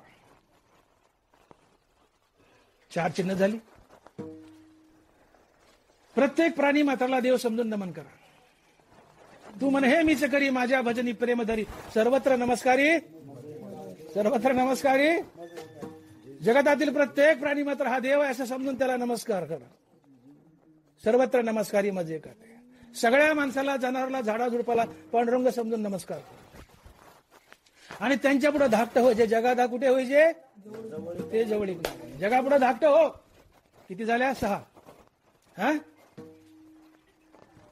ज्याच्याजवळ मूर्तिमंत विवेक वैराग्य आहे आणि ज्यांनी अहंकार मारलाय किती झाल्या? 8. हा, आणि आता चरण म्हणले नाही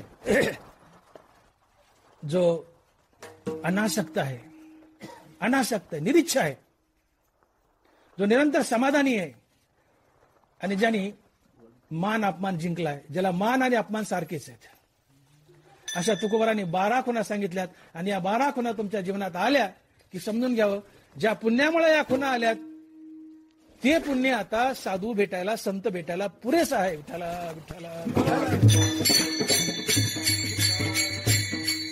आणि म्हणून ऐसे वर्म माझं दावी नारायणा अंतरीच्या खुणा प्रगटून.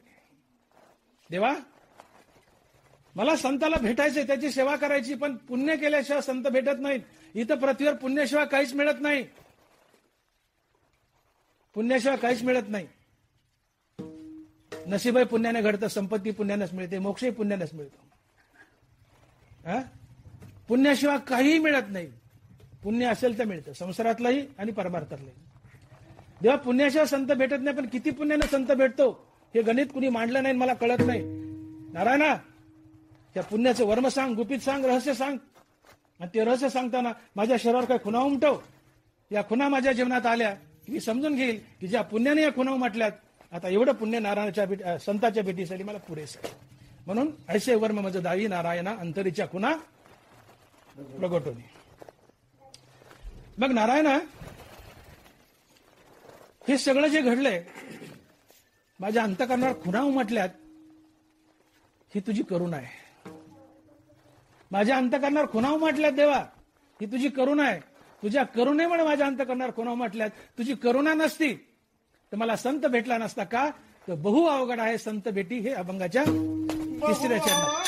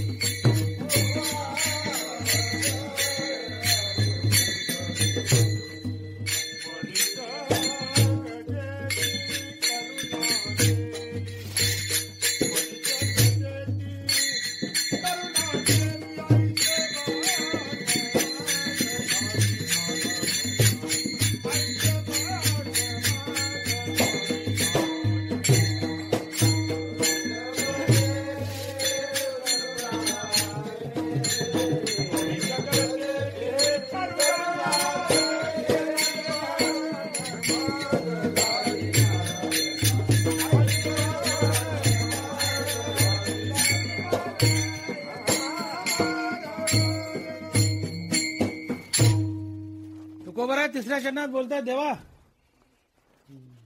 तुझ्या कृपेमुळे, तुझ्या करुणेमुळे माझ्या अंगावर ही चिन्ह लक्षणं उमटली. 56 लक्षणं मी जी बोललो ती तुझ्या करुणेमुळे, तुझ्या दयेमुळे उमटली. जेव्हा तुझी करुणा नसती देवा, तर ही चिन्ह माझ्या अंगावर उमटली नसती. आणि किती पुण्य लागते मला कळालं नसतं, मला साधू भेटले नसते. पण तुझ्या करुणेमुळं ही लक्षणं, चिन्ह माझ्या जीवनात, माझ्या शरीरावर उमटली आहेत. आणि आता मला साधू खात्रीने भेटतील. अन्यथा तू जर करुणा केली नसतीस तर मला साधू भेटला नसता. का तर बहु अवघड आहे संत भेटी, परी जग जेठी करुणा. देवा, जगात सगळ्यात अवघड काय तर संताची भेट. काहीही मिळेल, काहीही मिळेल, पण संत मिळणार नाहीत. बहु अवघड आहे संत भेटी. तो महात्मा धनुर्धरा क्या बात आहे. तो महात्मा धनुर्धरा असा साथीदार पाहिजे. तो महात्मा धनुर्धरा नरवरा 7व्या अध्यायात बोलतायत. या जगात सगळ्यात दुर्मिळ जर काय असेल तर संत भेट, महात्म्याची भेट. चंद्रामृत सुखे सेवेल, रवी असता जाता धरवेल, बाहेळा सागर तरवेल, परी त्या साधूची भेटी न होईल. याच्यातून कल्पना करा. अहो, मावळतीला चाललेला सूर्य म्हणले मुठीने धरता येईल, हे सूर्य थांब म्हणता येईल? शक्य आहे का? फक्त कृष्णच धरू शकतो त्याला. धरला होता ना मावळता सूर्य, कुणासाठी? अर्जुनासाठी. कुणाला मारायचं होतं? जयद्रथ. धरला होता ना देवानी, जयद्रथला मारायसाठी सूर्य धरला. तू पांडुरंग कृष्ण धरू शकतो, तुम्हा आम्हाला शक्य काय? पण ज्ञानोबा तुकोबाराय म्हणतात एक वेळेस ते शक्य होईल. नाथ महाराज साहेब, नाथ महाराज बोलतात एक वेळेस ते शक्य होईल. मावळा सूर्य चाललाय, त्याला मुठीत धरू शकता. समुद्र आपल्या बाहुबळ पोहून जाणं सोपं आहे का? मनुष्य मरेल ना, 50 फूट गेला की मरेल बुडून. पण एक वेळेस एवढा मोठा आगाध समुद्र पोहून जाता येईल बाहुबळावर. चंद्रातलं अमृत पिता येईल, पण साधूची भेट होणार नाही. पण जगात सगळ्यात दुर्मिळ काय आहे तर संत भेट आहे. आता याच्याहून लक्षात घ्या की मावळाला चाललेला सूर्य धरता येतो आणि त्याला थंब म्हणता येतं. हे शक्य नाही, पण करता येतं. मावळाला चाललेला सूर्य मुठीत धरून थांब म्हणता येतं, हे करता येतं. पण संताची भेट होत नाही. इतके संत दुर्मिळ आहेत. इथे तर दगडागणीस विचून दगडागणीस संत झालाय. कळतंय का माझं बोलणं? दगडागणीस विचून दगडागणीस संत. आम्ही गाई सांभाळायला त्या डोंगराला, हे माझंच गाव आहे लिंबारू, त्या मांदळ्याला आम्ही गाई सांभाळायला होतो. लहानपणी 10-12 पोर असायचो आम्ही, सगळे मोठेच होते सगळे. आम्ही जनावर सांभाळायचो. दगड काढला की विंचू, दगड काढला की विंचू. दगडागणीस विचू तसं दगडागणीस संत झाला. हा 90 संत करिता कीर्तन, सांगता पुराण 90 संत. 4 कीर्तन 4 प्रवचन केले, 10 अभंग पाठ झाली, पट्ट्या स्वतःला संत म्हणतो. आणि नाथ महाराज म्हणतात मावळता सूर्य धरता येईल, हे सोपं आहे, धरता येईल, पण संत भेटायचा नाही. आणि म्हणून प्रत्येकाने लक्षात घ्यावं, आम्ही संत नाही, संत वाङ्मयाचे प्रचारक आहोत.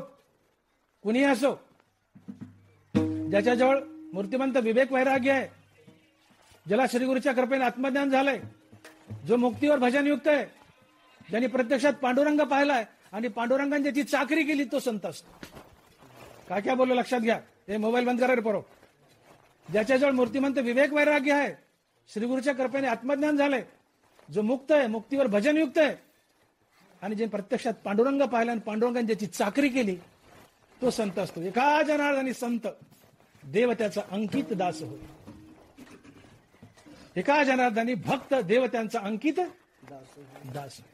ज्याने प्रत्यक्षात पांडुरंग पाहिलाय आणि पांडुरंगाने ज्याची चाकरी केली, म्हणून चर्म रंगू लागे कबीराच्या मागे, हे संत आहेत, आम्ही नाहीये. आणि म्हणून मी स्पष्ट बोलतो, कुणाला राग येऊ, तुकोबाराचे शिष्य निळोबाराय, याच्यानंतर महाराज भूमीत पुन्हा संत नाहीये. येवत रागे येवते, येवत रागे येवते. मला काय 10,000 न्यायचे नाही उषाबाईकडून. तुकोबाराय, निळोबाराय, निळोबाराय त्यांचे शिष्य. निळोबारानंतर महाराज भूमीत संत नाही. तुम्ही ज्यांना संत म्हणता, दे आर सो कॉल्ड संत, आडनावाचे संत, तुम्ही मानलेले संत, मग तो कुणी असो. हा करीसी ते देवा करी माझे सुखे, म्हणा गे, करीसी ते देवा करी माझे सुखे, परिहीन मने मुखे संत द्यासी,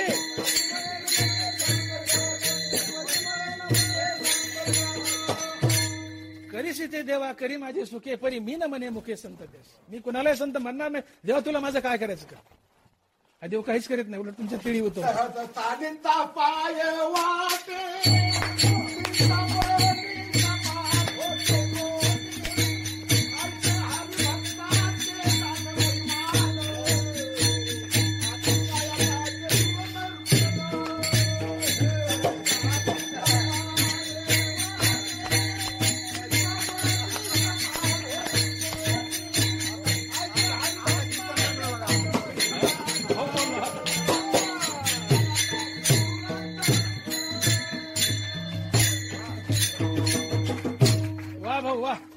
पडला भाऊला. भाऊ समोर असल्याशिवाय उल्हास येत नाही. पांडुरंग भाऊ समोर असल्याशिवाय उल्हास येत नाही. म्हणून समजून घ्या, जसा परीच दुर्मिळे, अमृत दुर्मिळे, तसे संत दुर्मिळे. फार अवघडे संत भेटी. या वचनावरून लक्षात घ्या. चंद्रावरचं अमृत पिता येईल म्हणले, समुद्र पोहून जाता येईल, मावळता सूर्य धरता येईल, हे कधी शक्य नाही, पण करता येईल म्हणतायत नाथ महाराज. करता येईल, पण संताची भेट होणार नाही. म्हणून मी मला दगडागानीच विचू, तसा दगडागानीच संत झाला. कुणी स्वतःला संत म्हणाले, निळोबारा यांचा संत नाही. आणि म्हणून संत भेटी अतिशय दुर्मिळ आहे. आणि मग संत भेटीसाठी तुकोबाराची तळमळ का आहे? तुकोबाराला संत का हवेत? संताची सेवा का आहे? तर संता विना प्राप्ती नाही ऐसी वेद, संत भेटीशिवाय मुक्ती नाहीये. आणि म्हणून तुकोबाराला संताची सेवा करायची आहे. आणि म्हणून आत्मज्ञाने चोखडी संत जे माझी रूपडी, ते तर दृष्टी पडो आवडी कामिनी देशी. आत्मज्ञानानं चोख असलेले संत, त्यांच्यावर कशी दृष्टी टाका? ते तर दृष्टी पडो आवडी कामिनी देशी. कामिनी म्हणजे सुंदर तरुण देखणी मुलगी.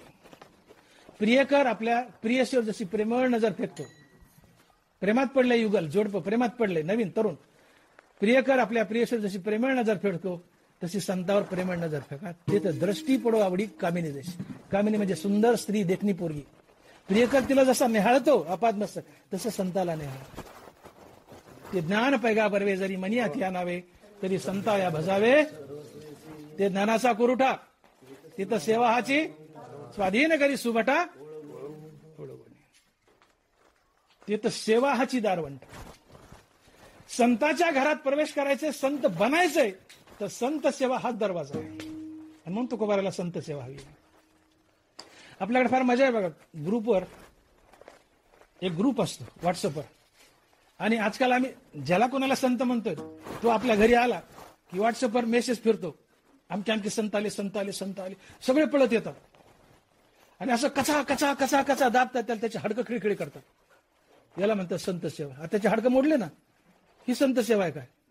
ठीक आहे, सेवेचं अंग असेल ते, पण हाडकं मोडूच तर कचा कचा कचा कचा दाबतात त्याला. ते म्हणतात नगरे नगरे तरी दाब येतात. काय तर झाली म्हणजे संत सेवा, सेवेचं अंग आहे. काय संत सेवा? तुकोबाराला संत सेवा काय करायची? ज्ञानेश्वरीत गाथेत जे सांगितलं तसं वागणं ही संत सेवा. याच्या पुढे संत सेवाच नाहीये. कशा करता लिहिली? याने बोधे असो आम्ही सर्व काळ करू हे निर्मळ हरिकथा. या गाथेच्या रूपाने, ज्ञानेश्वरीच्या रूपाने आम्ही सर्व काळ इथं आहोत. आमची गाथा ज्ञानेश्वरी वाचा, तसं वागा, ही संतांची सेवा आहे. त्यांचे हातपाय दाबणं, पाणी भरणं ते तर कराच, तर ज्ञानेश्वरीच्या गाथेच्या तत्वासारखं वागणं ही संतांची सेवा आहे. तुकोबाराला संतांची भेटी हवी आणि सेवा करायची. संत वचनाप्रमाणे वागायचे. वचनाना बोले बोले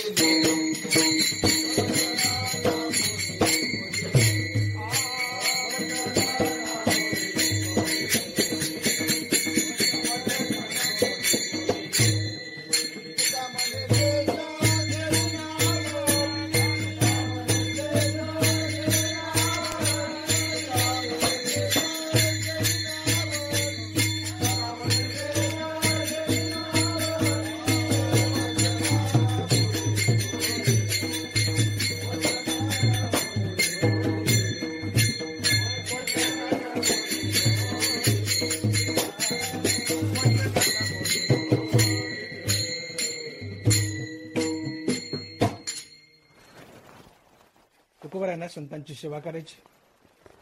तर का संत सेवेने संत तुम्हाला संतच करतात. आपणा सारिके करीती तात्काळ नाही, काळ वेळ तया लागी. संत सेवेने संत प्रसन्न होतात आणि ते तात्काळ आपल्यासारखं बनवतात. म्हणजे संत तुम्हाला संतच बनवतात, मुक्त करतात. आणि म्हणून संतांना सद्गुरू म्हणतात, श्रीगुरू म्हणतात. मंत्र तंत्र उपदेशिते घरोघरी गुरु आहेत ते, परी शिष्या ते मिळवी सद्वस्तु ते, त्या ते श्रीकृष्ण श्रीगुरु माने. पृथ्वी निधाने भरली आहे परी पायाळे विना प्राप्ती नव्हे. आत्मा स्वतः सिद्ध आहे तरी गुरुकृपाला आहे तरीच प्राप्ती. ही पृथ्वी निधानानं ठेव्यानं गच्च भरली, पण त्याला शोधायला पायाळ लागतो. आत्मा तुमच्या शहरात हरपलाय, पण तो दाखवून देणारा श्रीगुरू लागतो. एक बाई, तुम्हाला नाही म्हणत ना, एक बाई तिच्या नाकातली नथ गळाली आणि तिच्याच मंगळसूत्रात अडकली. आंबट झाली, बघू बघू बघू, बाई बाई बाई बाई, नथ हरपली, नथ हरपली. बऱ्याच नथीवाल्या मावशात, हरपून देऊ नका. नथ हरपली, नथ हरपली, नथ हरपली. बेजार झाली, सगळ्या घरात विचारच सुटली. ननंदेकडे गेली, म्हणजे वहिनीच माझी नथच हरपली हो. आता तिने पाहिलं मंगळसूत्रात अडकली, धरली भाऊजाई, नेली आरशापुढे. मला वहिनी दिसती कुठं बघा हो. अगं बाय बाय बाय बाय, माझ्याच मंगळसूत्रात अडकली. आपलीच नथ आपल्या मंगळसूत्रात हडपली, दाखवून दिली ननंदेने. आपलीच नथ आपल्या मंगळसूत्रात अडकली, दाखवून दिली ननंदेने. आपलंच आत्मस्वरूप, आपलाच मोक्ष आपल्या शहरात हरपलाय, दाखवून देतो संत आणि मुक्त करतो. म्हणून संत सेवा आहे. कोण पुण्य यांचा होईन सेवक, जी ही द्वंद्वाधिक दुरावली. देवा मला संताची सेवा हवी आहे का? तर संत सेवेशिवाय मुक्ती मिळत नाही. आणि म्हणून तुकोबाराला संताची सेवा हवी आहे. आणि म्हणून संताची सेवा करा.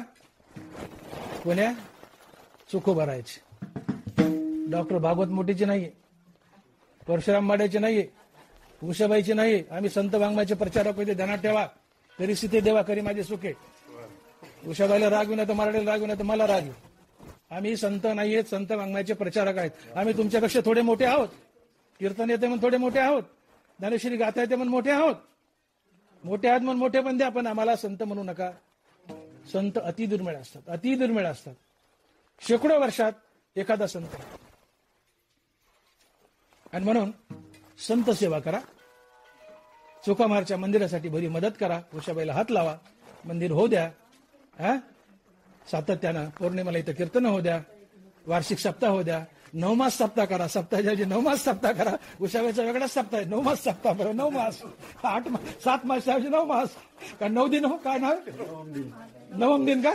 नवम दिन. हा नवीनच काढ येते. नवम दिन सप्ताह. बरं नवम दिन म्हणलं. करा उषाबाईला मदत. पण चोखवारायला खरे संत माना. आम्हाला नाही. आम्ही संत नसून संत वाङ्मयाचे प्रचारक आहोत. आणि म्हणून संत सेवेशिवाय, संत भेटीशिवाय संत पण नाही, मुक्ती नाही, देव पण नाही. आणि मग देवा तू करुणा केलीस म्हणून माझ्या अंगावर खुणाव म्हटल्या. त्या खुनेमुळे मला जजमेंट अंदाज आला की ज्या पुण्यानं खुणाव म्हटल्यात तेवढं पुण्य संत भेटीसाठी पुरेस आहे. मग देवा तू माझ्यावर करुणा केलीस. तरी जगजेठी करुणा केली. देवा तू माझ्यावर करुणा केलीस की पुण्याचं वर्म सांगताना माझ्या अंगावर काही चिन्ह खुणा उमटवल्यास. त्याच्यानं मला कळालं की आता जेवढं हे चिन्ह उमटले, म्हणजे जेवढं पुण्याने उमटले चिन्ह, तेवढं पुण्य संत भेटीला पुरेस आहे. आणि म्हणून संत सेवा करा. संतांना सदा शरण जा. संताचा नामजप करा. भगवंताचा तर कराच, पण संताचाही करा. आणि म्हणून देवा तू माझ्यावर करुणा केलीस आणि त्यामुळे मला आता संत भेटतील. करुणा या शब्दाचा अर्थ होतो समोरचा मनुष्य दुःखी आहे, त्याचं दुःख झाले. 5 मिनिटात थांबतो मी. करुणा म्हणजे समोरचा मनुष्य दुःखी आहे आणि त्याचं दुःख निवारण करण्यासाठी जी आपल्या अंगी असलेली तळमळ आहे त्याला करुणा म्हणतात. आपपर भेद न ठेवता, हा माझा हा परका, कुठलाही आपपर भेद न ठेवता दुःखिताचं दुःख निवारण करण्यासाठी जी तळमळ आहे ती करुणा असते, ती दया असते. आता दया ते ऐशी पूर्ण चंद्रिके जैसी निवविता न कडसी सानेत हो. आपपर भेद न ठेवता दुःखी व्यक्तीचं दुःख निवारण करण्यासाठी आपल्या अंगी असलेली तळमळ, ही दया, ही करुणा आहे. मग या चरणाचा बरेच लोक असा अर्थ काढतात किंवा गाथेत काढलाही, देवा मी तुझी करुणा भागली. अरे तू देवाकडे काय करुणा भागतो? करुणेचा अर्थ होतो समोर दुःखी आहे त्याचं दुःख निवारण करण्यासाठी आपल्या अंगी असलेली तळमळ. मग देवाच्या अंगात काय दुःख आहे, तू काय देवाचं दुःख निवारण करतो? अरे तुझ्या अंगात दुःख आहे संसार बंधनाचं, तू दुःखी आहे, हे तुझं दुःख घालण्यासाठी देवाची तळमळ आहे, तू नामस्मरण करतो म्हणून. आणि म्हणून देवाची आमच्यावर करुणा आहे, आमची देवावर करुणा नसते. या चरणाचा गाथेत येईल माणसे उलटा अर्थ काढतात.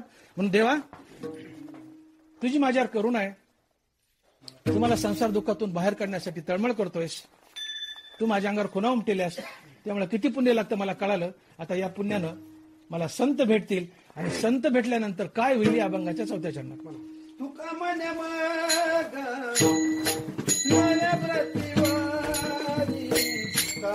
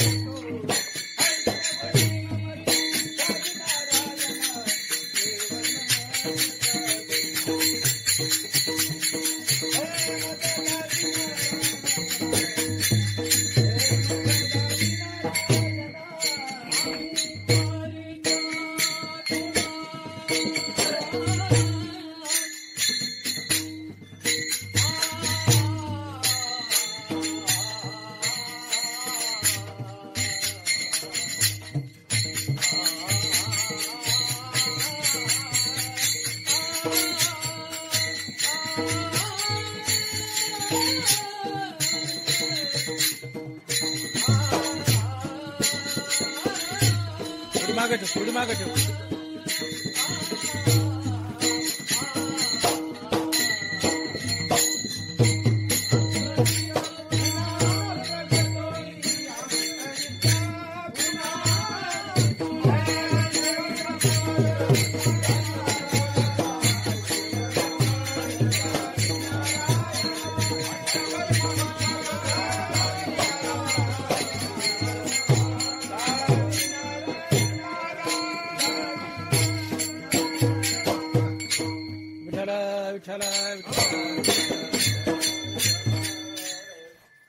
तुकोबाराज शेवटच्या चरणात बोलतात, 5 मिनिटात थांबतो. तुकोबाराज शेवटच्या चरणात बोलतात, तू का म्हणे मग नाही वृत्तीवरी सुखाचे शेजारी पोहडे.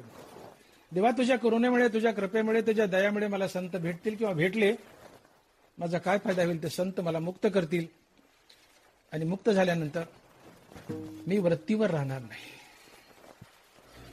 मी आत्मसुखात सुखाच्या शेजारी झोपेल, हा तर पुढचा फायदा झाला. पण पहिला फायदा मी वृत्तीवर राहणार नाही. तुका म्हणे मग न ये वृत्तीवरी. वृत्ती म्हणजे देहाचा आठव आणि वृत्ती जाणे म्हणजे देहाचा विसर. देवा ऐसा करी उपकार का मागितलंय. देहाचा विसर ही मुक्ती असते, मनाचं मरण ही मुक्ती असते. रामकृष्ण नामे उन्मनी साधली तयासी लादली सकळ सिद्धी म्हणजे मुक्ती. कशानं? मनाच्या उन्मनानं. मनाचं उन्मन कशानं? रामकृष्ण नामानं. रामनामानं मनाचं उन्मन, मन मेलं मुक्ती लाभली. मनाचं मरण हीच मुक्ती असते. अहंकार असेल मनाचा, मनपणा नाहीसा होणं हीच मुक्ती. देहांतेचे दृढपणतेची बद्धतेचे लक्षण, देहांतेचे निरसन मुक्तता जाण नव्हता नाथ महाराज. देहांता धरून ठेवणं हे संसार बंधन आहे. देहांता जाणं हीच मुक्ती आहे. देहांतेचे निरसन मुक्तता जाण नव्हता. आणि म्हणून ज्या दिवशी मन मरेल त्या दिवशी देहाचा विसर पडेल. देहाचा आठव काय? मनामुळं. मन मेलं, देहाचा विसर. मन मरणं हीच मुक्ती आहे. मनाचं मरणं हा देहाचा विसर आहे. आणि देहाचा विसर म्हणजे वृत्तीवर न राहणं. देहाचा आठव म्हणजे वृत्तीत असणं. मग तू का म्हणे मग नये वृत्तीवर. वृत्ती 3 प्रकारची: सात्विक, राजस, तामस. राजस तामस वृत्ती संसारात बांधतात. सात्विक वृत्ती संसारातून सोडवते. पण सात्विक वृत्ती सुद्धा जावी लागते. तेव्हा तुम्ही निर्गुण अवस्थेला पोहोचता. निर्गुण निराकार होता, संत होता, मुक्त होता. तुका म्हणजे नाही जाणीव अंतर. हा, अंतर या थारा आनंदाचा. आनंदाचा. या नावे अद्वैत खरे ब्रह्म. यस. एका जंगलात एक धनिक माणूस चालला होता, शेठजी, पैशावाला. त्याला 3 चोरांना अडवलं. खिसे चापू लागले, हाणू लागले, मारू लागले. माझ्यापाशी काही नाही, माझ्यापाशी काही नाही, गयावया करू लागला. बांधार मानलेला झाडाला बांधलं. एका चोरानं त्या शेठजीला झाडाला बांधलं. दुसरा चोर आला, खिसे चापू लागला.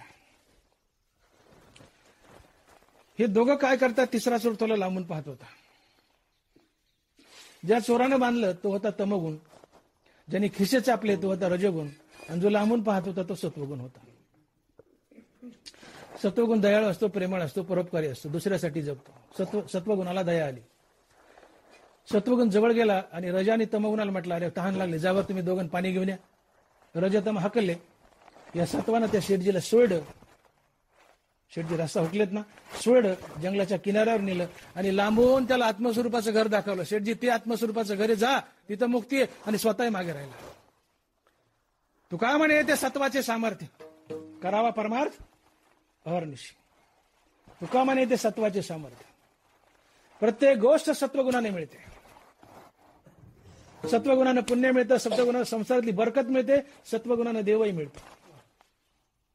तुका म्हणे ते सत्वाचे सामर्थ्य. सत्वगुणात शिवाय तुम्हाला काहीच मिळत नाही.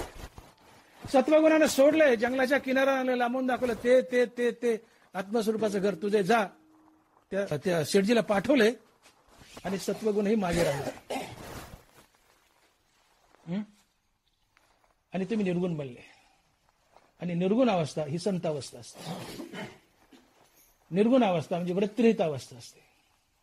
जोपर्यंत कुठला तरी गुण तुमच्यात आहे, तुम्ही वृत्तीवर आहात, देह भानावर आहात, हे तिन्ही गुण जाणं म्हणजे देह हरपणं, देहाचा विसर पडणं. आणि म्हणून देहाचा विसर नाही पडला तोपर्यंत तुम्ही वृत्तीवर आहात. ज्या दिवशी देहाचा विसर पडेल, तुमची वृत्ती गेली, मग देवा तू मला संताची भेट घालून दिलीस, संतांनी कृपा केली आहे, मी मुक्त झालोय.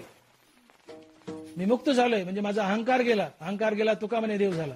अहंकार गेलाय, ज्याचा अहंकार गेला त्याला देहाचा विसर पडतो, वृत्ती रहित होतो.